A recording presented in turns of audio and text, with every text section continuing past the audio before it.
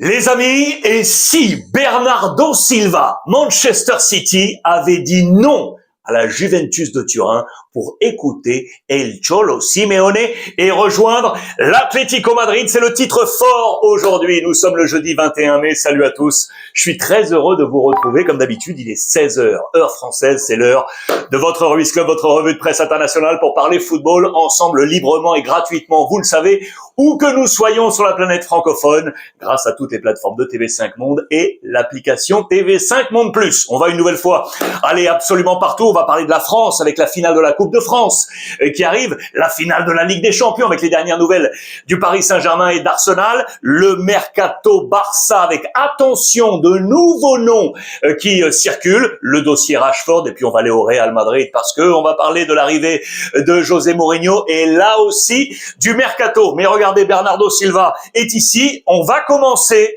par le Eureka. Regardez ça, la victoire d'Aston Villa hier, champion d'Europe, la finale de l'Europa League, vous l'avez peut-être suivi, victoire 3-0 des Villains, c'était face aux Allemands de Fribourg, une démonstration de force avec des hommes très très forts, vous voyez le Eureka pour le Europe ici avec le jeu de mots en rouge, Buendia, des buts fabuleux, tout comme celui de Youri Tillmans, une reprise de volée venue de la gauche absolument géniale, on saluera Lucas Digne, le Français, enfin champion d'Europe, passé la trentaine, il n'est jamais trop tard et il sera avec l'équipe de France, bien évidemment pour la Coupe du Monde, peut-être avec la formation de Didier Deschamps. Regardez la une de tous les tabloïds anglais et on va mettre en valeur ces Villains avec notamment un homme, évidemment, au-dessus de ce titre, Turkish Delight. La finale s'est passée à Istanbul, la patrie des loukoums. C'est Turkish Delight, ces petits mets délicieux en dessert qu'on apprécie ou avec un petit thé ou avec un petit café ou un verre de lait. Eh bien voilà, le jeu de mots était tout trouvé. La douceur pour Monsieur Unai Emery et on va y revenir. Regardez la une également des Canards généraux, je pense notamment au Daily Telegraph. Regardez le prince William qui est ici. Voilà pourquoi juste avant, ici, Crowning Glory, la gloire de la couronne, parce que le prince William, les amis, vous le savez peut-être, est un fan inconditionnel d'Aston Villa. Il était à Istanbul.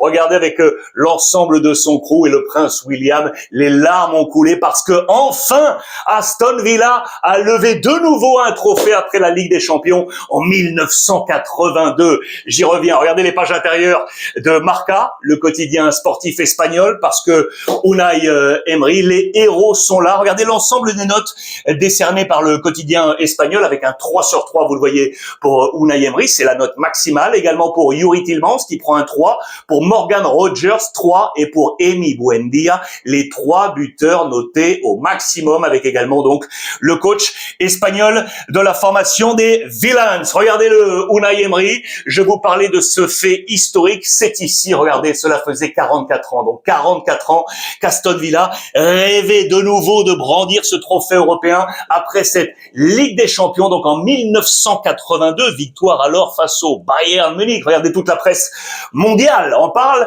les colonnes roses de la Gazzetta dello Sport avec en rouge Emery, bien évidemment, ce nouveau record établi. Regardez ces images avec 3 clubs différents pour 5 trophées Europa League. Il a perdu une finale, on s'en souvient, il aurait pu en avoir 6. Regardez 3 avec le FC Séville, 14, 15, 16, une avec Villarreal, c'était en 2021, et celle-ci avec Aston Villa, donc 2026. Il rejoint, regardez, le grand Carlo Ancelotti qui avait remporté ses 5 Ligues des Champions, 2 avec l'AC Milan 2003-2007 et les 3 avec le Real Madrid 2014, 2022 et 2024. Les 5 trophées d'Unai Emery, vous le voyez, pour entrer dans la légende, dans les pages intérieures du quotidien Marca. C'est un homme qui a littéralement changé la vie d'Aston Villa. Regardez d'ailleurs dans les colonnes de Marca, voici la une d'ailleurs du quotidien espagnol, Cinco de Copas, au-dessus de Dibu Martínez, l'international argentin champion du monde, on s'en souvient face à la France, lui le gardien d'Aston Villa. On retrace le parcours d'Unai Emery depuis son arrivée à Aston Villa. Regardez l'évolution ici, avant, après. Ok, vous l'aurez compris. Regardez Aston Villa 2020-2021 qui avait terminé la saison à la 11e place avec 55 points. La saison suivante, paf, ici, saison 2021-2022, descendu à la 14e place. Vous le voyez. Puis ensuite, eh bien, dans la saison 22-23, c'est là qu'Unai Emery est arrivé, vous le voyez, à la 13e journée. La performance, il qualifie la formation d'Aston Villa pour l'UEFA Conference League. Saison terminée, 7e place, 61 points. Saison suivante, regardez, 4e ici pour qualifier historiquement le club pour la Ligue des Champions. Depuis la victoire en 82, il ne s'était plus qualifié. Eh bien voilà, 41 ans après, en 2024, il qualifie Aston Villa pour la Ligue des Champions. Saison suivante, regardez, un chouïa moins bien, mais 6e, et il qualifie le club pour l'UEFA Europa League. Et donc ce titre cette saison avec la 4e place, les amis, qui qualifie Aston Villa pour la prochaine Ligue des Champions. La trajectoire de l'homme qui a donc changé Aston Villa. J'adore Unai Emery, bravo à lui. Constat, notamment avancé par certains critiques et observateurs, c'est la différence aujourd'hui qui est très claire avec la puissance, les amis, du football anglais, la finance du football anglais. Arsenal est en finale de la Ligue des Champions. Juste avant Aston Villa, la saison passée, c'était Tottenham qui s'imposait en Europa League. Et regardez, il y a plusieurs posts qui ont été amorcés cette nuit pour montrer les décalages qu'il y a aujourd'hui entre les différents championnats. Regardez la situation notamment en Angleterre. Transfer News Live qui a posté cela. Allez vérifier également les informations qui sont livrées ici, mais l'information principale, elle est bonne. Regardez Burnley qui sera relégué au terme de cet exercice. C'est absolument incroyable. Eh bien, au terme de la saison, Burnley va récolter 160 millions d'euros entre les droits télé, ce qu'on appelle les parachutes, pour aider le club en seconde division. Regardez le Barça de son côté, entre les droits télé et autres recettes de ce type, eh bien 155 millions d'euros va percevoir le Barça alors qu'il est sacré champion en Espagne. Vous voyez que c'est absolument dingue. Voilà la force et le potentiel, logiquement, des formations anglaises sur la scène européenne. Ce qui nous amène, les amis, à la grande finale de la Ligue des Champions. Ça y est, le tic-tac est lancé, les dernières informations sont ici. Je vous rappelle, en parlant des coachs espagnols, Mikel Arteta, regardez, c'était sur Prime Video UK, qui rappelait que champion d'Angleterre, c'est le deuxième plus jeune depuis Monsieur José Mourinho. Regardez, c'était la saison 2005, il avait alors 42 ans et 94 jours avec Chelsea. Eh bien, Mikel Arteta, 44 ans, 54 jours, 2026, deuxième plus jeune coach sacré champion en Angleterre. Donc, depuis Monsieur José Mourinho face au Paris Saint-Germain, les derniers préparatifs sont là. Le compte à rebours est lancé dans les colonnes du Parisien aujourd'hui en France. Aujourd'hui, Mamadou Sakho, l'ancien Parisien, a été interrogé. Il le dit très clairement, Paris sera le favori, tenant du titre. Bien évidemment, la puissance de feu du champion français de Luis Enrique. Ousmane Dembélé qui va bien, les amis. Ousmane va bien. Le Ballon d'Or va bien pour être là dans cette grande finale avec ce petit, regardez, verbatim, ça va le faire. On espère pour les Parisiens que ça va le faire. Vous connaissez les méthodes d'entraînement de Luis Enrique. Regardez, Marca sur son compte X officiel a posté cela. C'était dans la cité sportive du Paris Saint-Germain. Vous savez que Luis Enrique adore ces technologies. Regardez l'écran géant qui est juste au-dessus. C'est une image réelle, hein, juste au-dessus du terrain d'entraînement qui affiche tout simplement l'exercice pour que les joueurs, quand ils arrivent, sachent exactement où se positionner. Il y a une équipe rouge, vous le voyez, avec Doué, Vitinha, Warren Zaïre-Emery, Lucas Hernandez ou encore Barcola. Eux vont attaquer vers le bas. Puis il y a une équipe en noir, vous le voyez, avec les Vara, Berardo, Fabian, Dro, Mbaye, Kangin Lee et Zabarni. Dans l'équipe rouge également avec Warren, avec Mayoulou ou encore Gonzalo Ramos. Les systèmes d'opposition, vous le voyez, qui sont clairement affichés du côté du Paris Saint-Germain. Le tic-tac est là. Cette grande finale de la Ligue des Champions, on va se régaler entre le Paris Saint-Germain et Arsenal. Regardez, ça aussi on va se régaler. La finale de la Coupe de France avant de filer en Italie au Barça et au Real Madrid. On attend ça avec impatience. C'est ce week-end, ce samedi, avec la mise en avant de Pierre Sage. Vous le savez, élu meilleur coach de la saison par ses pairs en Ligue 1. Il n'y aura pas de relâchement. Pourquoi? Parce qu'ils ont terminé deuxième et qualifiés pour la prochaine Ligue des Champions. C'est la joie pour le Racing Club de Lens. il faut rester concentré parce que c'est la finale de la Coupe de France qui arrive face à Nice. Et vous savez qu'il y a une malédiction qui plane un peu sur les finales de Coupe de France pour le Racing Club de Lens. On comptera bien évidemment sur Thauvin, les amis, qui a été largement affecté. Il pensait qu'il serait peut-être de la liste de Didier Deschamps fort d'une saison XXL réalisée pour lui, le champion du monde 2018. Il a été frustré, affecté, il va se relancer pour être de la bataille, bien évidemment, pour cette grande finale de Coupe de France. Regardez les pages intérieures, je voulais vous les montrer. Allez découvrir ce très bon papier signé Nathan Gourdol, c'est dans les colonnes de l'Équipe ce matin, à retrouver sur l'édition digitale. C'est la bonne année pour lui, pour Lens, pour peut-être cette Coupe de France, et on revient sur les moments forts, et notamment, vous le voyez ici, avec cette remise au trophée UNFP. C'est là que Didier Deschamps, le sélectionneur, a remis de ses mains le trophée à monsieur Pierre Sage. C'était une très très belle image, bien entendu. La Coupe de France est attendue. Attention, attention les amis, la Juve est sous haute tension. Un homme est ciblé par tous les projecteurs. C'est le Français, Damien Comolli, patron de la Juventus aujourd'hui et notamment de tout le secteur sportif.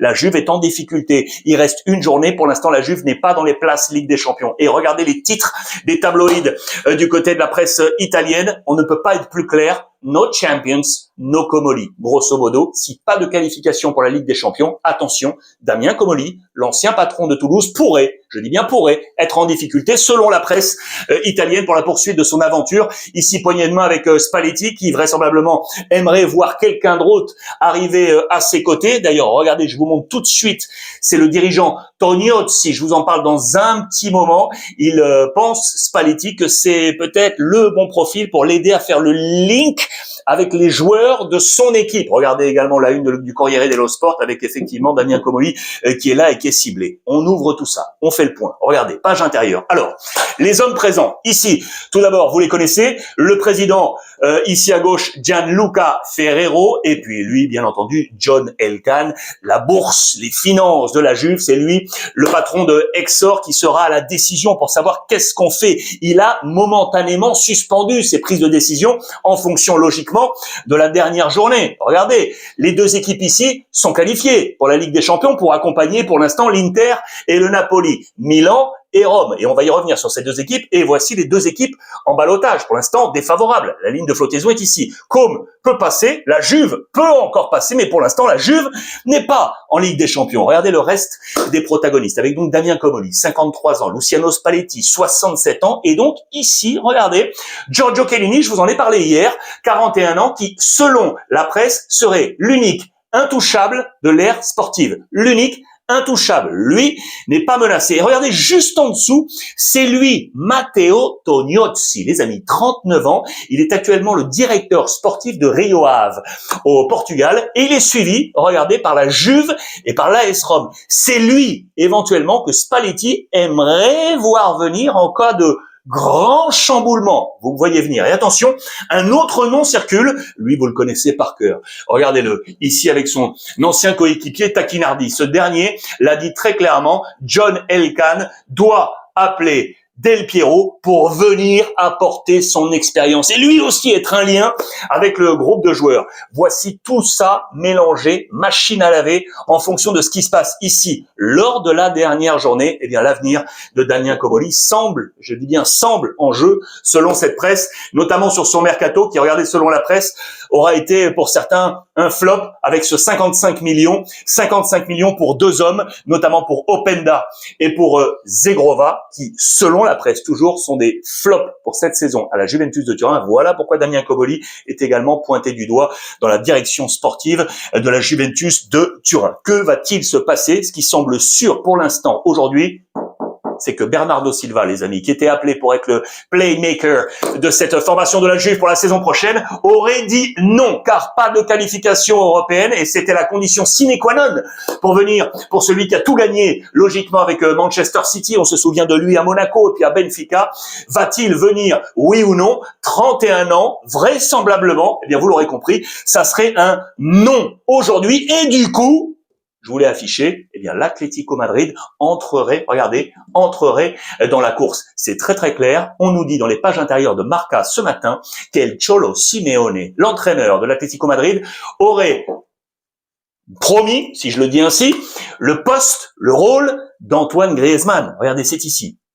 L'Atlético veut le convertir comme l'héritier de Griezmann. Vous l'aurez compris. Et donc, on travaille pour essayer de convaincre Bernardo Silva de choisir l'Atlético, qui jouera en Ligue des Champions. Là, c'est sûr, pour la saison prochaine. Dans les pages intérieures également du Mundo Deportivo, regardez Bernardo Silva pour à la place de Griezmann à 31 ans. Que va-t-il se passer? Information au passage en plus pour l'Atlético Madrid. Regardez, on lui dit qu'il y a un principe, un début d'accord. Ça y est, pour João Gomes, le joueur brésilien qui évolue aujourd'hui du côté de Wolverhampton, pour le milieu de terrain également, et El Cholo qui veut changer la donne pour la saison prochaine. On parlait de Rififi à la Juventus de Turin, eh bien, on semble avoir trouvé une accalmie à Milan, les amis. Regardez, Max Allegri, qui semblait lui aussi en ballottage, peut-être sortant en fonction des mauvais résultats. Attention, parce que si Milan ne se qualifie pas pour la prochaine Ligue des Champions, tout ça peut changer, bien évidemment. Solo Max, on nous dit que Cardinale, le patron de Milan, va rencontrer très prochainement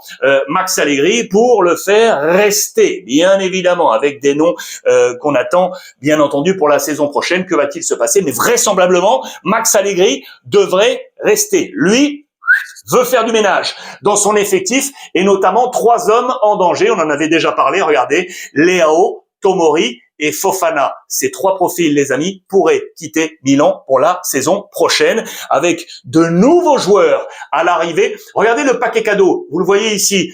Ici en dessin, c'est le paquet cadeau de la Ligue des Champions. Vous voyez les cadeaux pour la Ligue des Champions. Si Milan se qualifie, Milan va tout faire pour garder Luka Modric, le Ballon d'Or, et pour faire venir Goretzka. Je vous en avais déjà parlé, pour composer ce milieu de terrain, vous l'aurez compris, de l'AC Milan.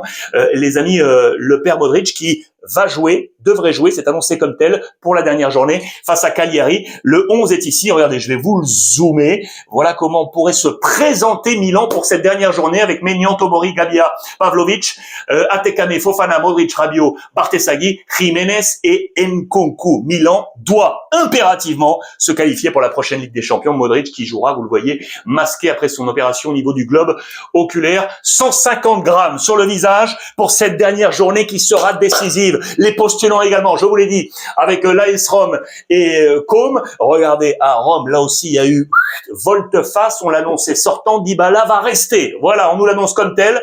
Lundi, prolongation de contrat qui semble annoncée pour Dybala avec une année supplémentaire autour de 2,5 millions d'euros. Et puis du côté de Com, là aussi, on prépare demain, les amis, avec plusieurs nouveaux visages. Regardez, je vous montre ça, notamment le joueur de la Juventus de Turin qui est ici, Fabio Miretti, qui pourrait quitter la Juve et rejoindre la formation de Com. Et il y a 2 nouveaux noms qui apparaissent, vous le voyez, notamment pour la défense. Ici à gauche, Alessandro Marcandali, 23 ans, qui évolue du côté du Genoa. Il peut jouer dans une défense à 3 ou une défense à 4. Et ici à droite, c'est le jeune Pietro Comuzzo, 21 ans, avec les jeunes de la Fiorentina. Cesc Fabregas prépare lui aussi sa prochaine saison. Le Napoli est déjà qualifié pour la prochaine Ligue des Champions, assuré, ça y est, à la 2e place. Ici derrière l'Inter, le président De Laurentiis, vous le savez, Conte s'en va, Antonio Conte, 56 ans, le favori pour prendre la place, c'est bien Sarri, les amis. C'est bien Sarri qui va quitter la Lazio. Attention, d'autres noms sont évoqués. Max Allegri, mais je vous l'ai dit, il devrait rester à Milan. On parle également d'Italiano, mais selon, à part s'il y a un tremblement de terre, eh bien la direction du Napoli devrait voir venir et faire venir Sarri plutôt que Italiano. Affaire à suivre, mais attention parce que Sarri a une autre offre entre les mains. Regardez, l'Atalanta Bergame, les amis. L'Atalanta Bergame fait le pressing également pour faire venir Sarri. Je vous rappelle le parcours de Sarri qui avait également déjà connu le Napoli. Il est ici, vous le voyez, à la Lazio. Avant la Lazio, la Juventus de Turin. Chelsea, c'est avant Chelsea. Ici, 3 saisons, 2015-2018. Avec le Napoli, il avait terminé 2e, 3e. 2e, eh bien c'est peut-être, je dis bien peut-être, un retour au Napoli attendu pour Monsieur Sarri, le champion qui prépare lui aussi la saison prochaine. L'Inter avec un nouveau mur défensif, Bissek, les amis, devrait sortir et pour éventuellement le remplacer, eh ben il y a un petit Français. Oui, il y a un petit Français qui se présente. Il est ici. Regardez, je vais vous zoomer sur lui. C'est Monsieur Oumar Solé, 26 ans, qui évolue du côté de l'Udinese. lui qui était en appartenance avec le club de Salzbourg, aujourd'hui homme très important qui pourrait donc entrer dans ce dispositif de l'Inter. Et le second, eh bien c'est lui, les amis, regardez, Tariq Muaremovic, je vous en avais déjà parlé, 23 ans, formé du côté de la Next Generation de la Juventus de Turin et qui aujourd'hui est à Sassuolo. Vous voyez ce 11 possible avec le Français Solé qui serait ici à la place de Bissek, vous l'aurez compris, et une alternative ici à Bastoni qui devrait rester dans ce 11 de l'Inter Milan. Pour la défense, il y a un autre nom qui avait été évoqué, cela avance, regardez, c'est une possibilité, Palestra. Je vous en avais parlé, le joueur de Cagliari pourrait être sur les plans de l'Inter, cela pourrait être un nouveau choix défensif. Là aussi, je vous en avais déjà parlé, Chivou l'aimerait pour ses plans pour la saison prochaine. On va au Real Madrid dans quelques petites secondes, mais juste avant, les infos Barça. Regardez la une de Sport et du Mundo Deportivo de ce matin. On va vous parler de la fête parce que hier, ça y est, les joueurs se sont retrouvés avec le staff technique pour fêter, célébrer le titre de champion et dire un dernier au revoir, notamment à monsieur Lewandowski. Mais regardez la une de Sport, très intéressant. Je n'ai pas su me vendre. Frenkie de Jong, les amis, le milieu de terrain hollandais du Barça, est revenu sur ces petits moments difficiles, notamment avec le Barça. Regardez, parce que vous savez que le Barça, il y a eu un moment donné où il voulait vendre de Jong. Lui s'en est trouvé affaibli, touché, offusqué. Et il dit tout simplement qu'il n'a pas su, il était fâché, il n'a pas su en parler. Il s'est trop refermé, et notamment parler à la presse de tout ça. Et il comprend d'ailleurs que les supporters soient davantage derrière les joueurs espagnols et les Catalans plutôt que les joueurs étrangers. Il comprend parfaitement ça, mais il le dit, je vais faire le maximum cette saison une nouvelle fois pour que les gens voient le vrai Frenkie de Jong, celui qui est éclaboussé de son talent la scène européenne. On s'en souvient encore lorsqu'il était au Barça. Voici donc hier soir la célébration et les au revoir. Les au revoir, c'est pour monsieur Lewandowski, une nouvelle fois avec Flick, avec Rafa Juste ou Laporta, qui a eu ce maillot encadré du FC Barcelone. Tout le monde était là, bien évidemment, même Lamine Yamal avec sa nouvelle petite copine. Voilà, ça fait partie de l'actualité gossip du côté du Barça. À noter, regardez juste en dessous, ici, montre de luxe.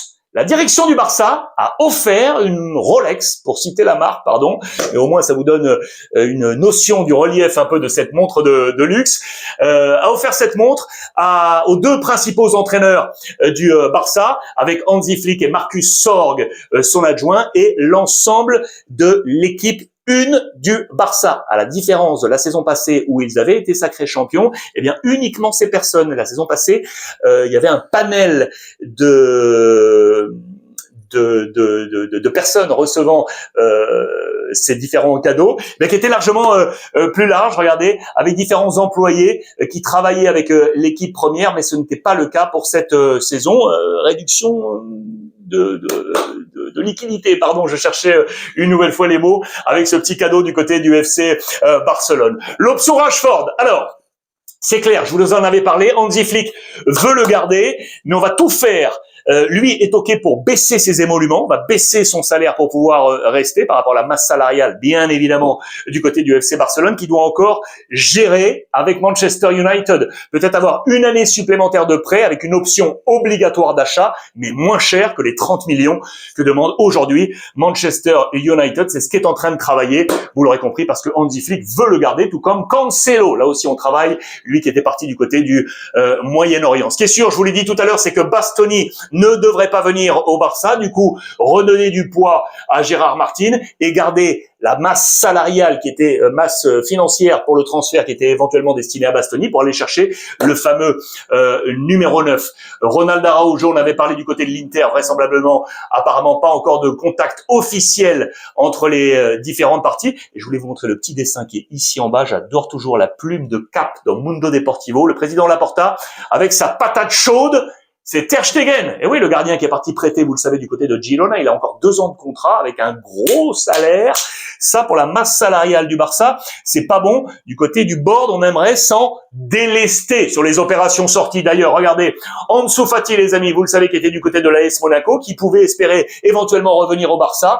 Hansi Flick n'en veut pas. Vraisemblablement, il y aurait une économie hyper intéressante pour le Barça. Regardez, parce que les 11 millions de transferts et surtout 12 millions de salaires, il faut économiser absolument ça et gagner éventuellement sur la vente pour faire venir de nouveaux talents. Et on parle, regardez, notamment du défenseur argentin Cuti Romero du côté de Tottenham qui pourrait avoir des envies d'ailleurs et notamment du côté du FC Barcelone. C'est un dossier à suivre. Celui qui devrait sortir, c'est le père Casado, les amis, le milieu de terrain du Barça qui devrait sortir. Et il est, vous le voyez, vers la rampe de sortie. Devant lui, dans la hiérarchie des milieux, Pedri, Gavi, Bernal, De Jong, Fermin, Olmo. Ça fait beaucoup de monde.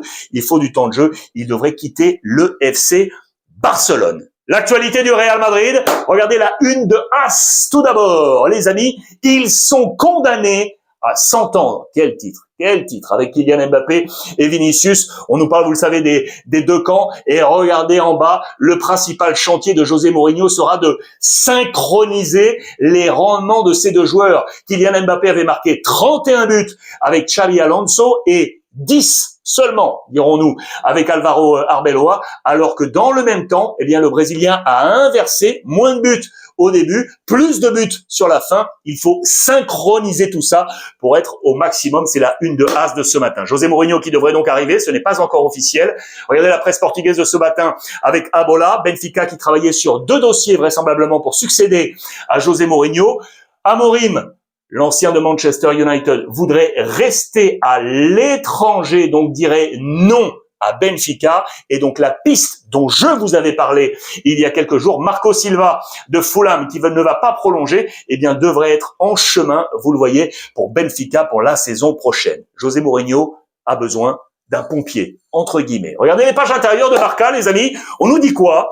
On nous dit que le Real Madrid et les coachs ont souvent besoin d'avoir un homme relais pour être le link avec le groupe professionnel, pour arrondir les angles parfois. Il y a eu 2 expériences qui ont été bonnes, notamment José Mourinho, lors de son premier passage. C'est Zinedine Zidane qui occupait en quelque sorte, souvenez-vous, ce rôle. Et puis Carlo Ancelotti a eu également son pompier, l'ancien défenseur international espagnol et grand joueur du Real Madrid, Fernando Hierro, lui aussi a servi de pompier, entre guillemets, vous l'aurez compris. Quel sera le staff complet de José Mourinho qui assure, et ils assurent qu'il n'y aura pas de grand lessivage. On va voir au niveau des joueurs de ce Real Madrid. On a hâte de voir comment ce Real Madrid 26-27 va se composer. Regardez Militao, lui devrait être là. Regardez dans les colonnes de Marca également ce matin, qui pointe un peu du doigt Xabi Alonso parce qu'il n'est pas content de la gestion des différentes blessures dont il a été sujet cette saison. On vous le rappelle, le père Militao, les amis, 4 blessures. 4 blessures, vous le voyez, sur la dernière saison, avec notamment les 2 dernières qui ont été très graves, des blessures qui ont amené Militao à ne pas être dans la liste, vous le savez, du Brésil, les grands absents de la liste de Carlo Ancelotti, ici au milieu, notamment les blessés avec Estevao de Chelsea et les 2 du Real Madrid, Rodrigo et Eder Militao. Et attention, donc Militao qui pointe du doigt Xabi Alonso. On verra si le coach espagnol a quelques éléments de réponse suite à ce papier. La défense centrale du Real Madrid avec Rudiger, très joli papier dans les colonnes de AS. Il y a quelques heures où il met en avant les actions caritatives qu'il mène au Sierra Leone. Vous savez qu'il est fils de réfugiés en Allemagne. Aujourd'hui, il porte les couleurs de la National Mannschaft, mais il n'oublie pas son pays, bien évidemment, Sierra Leone, et il apporte énormément. Jude Bellingham, l'Angleterre, à la croisée des chemins, parce que la prochaine saison sera décisive pour la suite de sa carrière. Cette saison passée aura été très difficile à l'image de la saison du club, et on estime qu'attention, son statut est en train doucement de descendre avec le Real Madrid, mais également avec la sélection anglaise. Affaire à suivre. Le Real Madrid, où les Espagnols, lors de la dernière journée, se sont bien présentés pour gagner éventuellement des points auprès de José Mourinho, si ce dernier est le nouvel entraîneur. Carvajal, Hysén, Fran Garcia, Thiago et Gonzalo ont marqué des points. Seront-ils tous encore là la saison prochaine? Et puis en bas, regardez, le Real Madrid qui a la clé de Rafa Marín, très bon joueur, je l'adore, du côté de Villarreal. Sachez que le Real Madrid a toujours une option pour le faire revenir au Real Madrid si c'est cette année, c'est 25 millions d'euros. Si c'est la saison prochaine,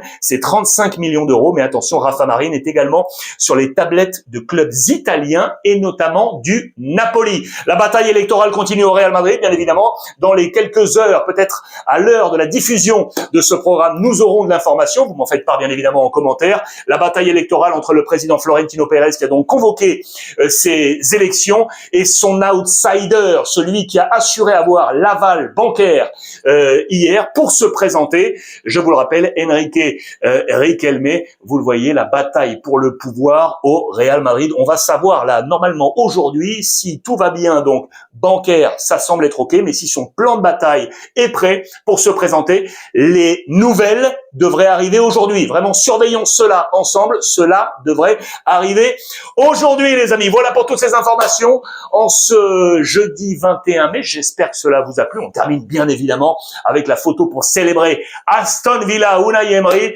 et cette formation anglaise de Lucas Digne qui est ici, qui remporte cette Europa League face à Fribourg en attendant la grande finale de la Ligue des Champions. N'oubliez pas de télécharger l'application TV5 Monde Plus, les amis, pour voir où vous voulez, gratuitement, librement, tous les replays de votre Ruiz Club et tous les documentaires proposés par l'ensemble des rédactions de TV5 Monde sur notre planète francophone. Voilà, les amis.